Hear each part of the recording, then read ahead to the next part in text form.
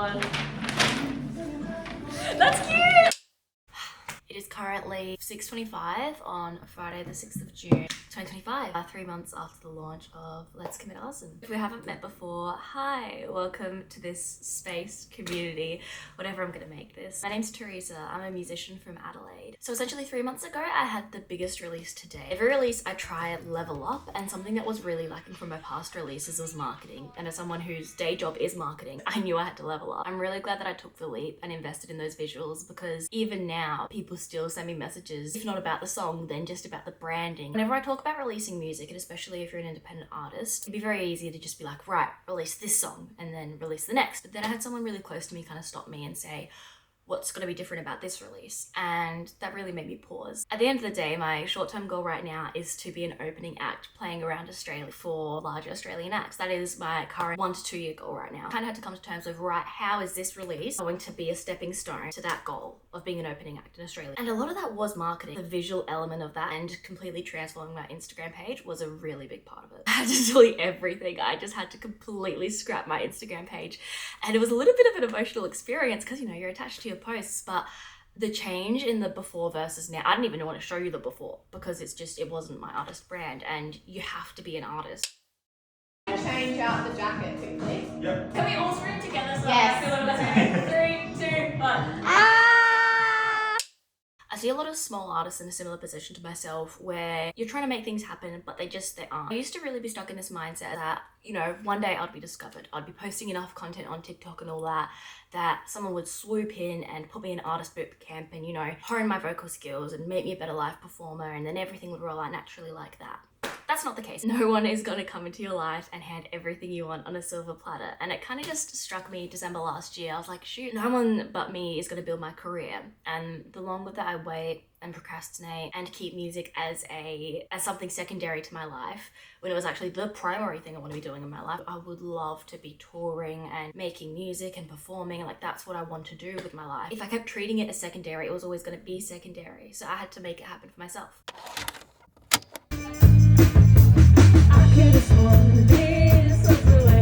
Tell me again, why do you say it's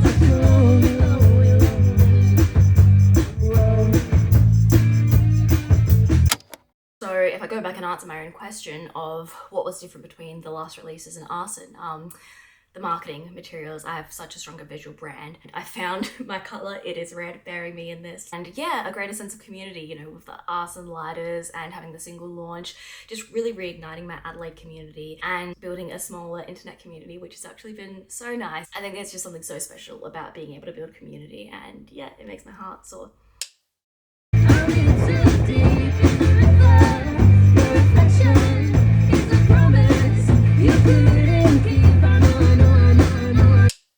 So I actually got a rejection today. If you're Australian, you'll know about Big Sound. It's pretty much this Australian-wide industry showcase of the best up-and-coming music, and I really thought that with the arson promotional materials and the song being catchy and doing a live performance, I thought, right, I'm going to be in a really good position to apply for Big Sound and hopefully get in this year. And 4 hours ago, I got the email that said, Teresa, thank you for your application to showcase at Big Sound 2025. Unfortunately, your application was not successful this year.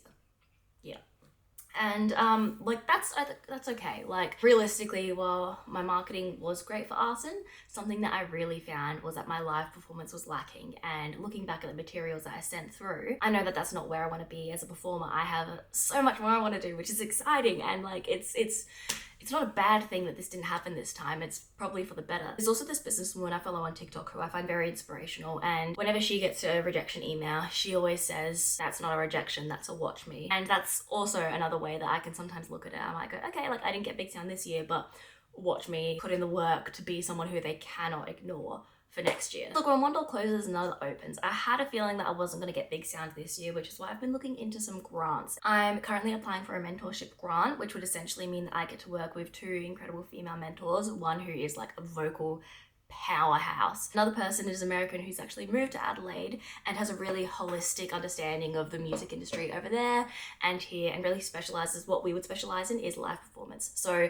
a vocal mentor and a live performance mentor. And that's an exciting thing because it means that there is more to do and more to learn. And I can't wait to get there. Rejection is just redirection, and hopefully if this grant goes through, I'll be able to do that. And yeah, if that grant doesn't go through, that's okay, because I'll just pick up some more freelance shifts and then fund that mentorship myself. It's really exciting. At the end of the day, with Arson, I leveled up on the marketing front, and with my next release, I really want to level up on the live performance front. Speaking of my next release, I'm really excited for this one because I haven't really gone into much emotional storytelling with my music. Yeah, it's some hard-hitting stuff in this next one, but I won't say much more. I just can't wait for you guys to hear about it. Take my hand, you're my best friend, yeah. It's such a happy day to come in arson. Just cause we wanna is a valid reason. Look at the voices in my head that sing, and I'm crazy and I'm over it, crazy and I'm over it, yeah. A mindset shift that's really helped me is not I want to be an artist, it's I am an artist. So what does an artist do every day? You know, they practice their instruments, you know, they start with vocal training. Okay, so I'm going to do my vocal exercises in the car. Right, they practice their main instrument, that's piano. What's a better instrument to self-accompany to? A guitar. Right, I'm going to start learning guitar. So that mindset shift really helped. In terms of book recommendations, I actually would recommend The Creative Act by Rick Rubin, How to Make It in the New Music Industry by REH, and I would also recommend Atomic Habits by James Clear. Those are just some books that I've really been loving. All of this to say, I'm really excited for the next year and to make things happen on my own. If I can be an opening act around Australia, be that go-to act that people just go, oh, like, yeah, get trees that open that, and continue to have really awesome marketing and a great live show where people feel connected with me, with each other, where they feel at home. If I keep having some really sick outfits, if I do all of that in the next 12 to 24 months, I'll be really happy. So yeah, I guess until next time.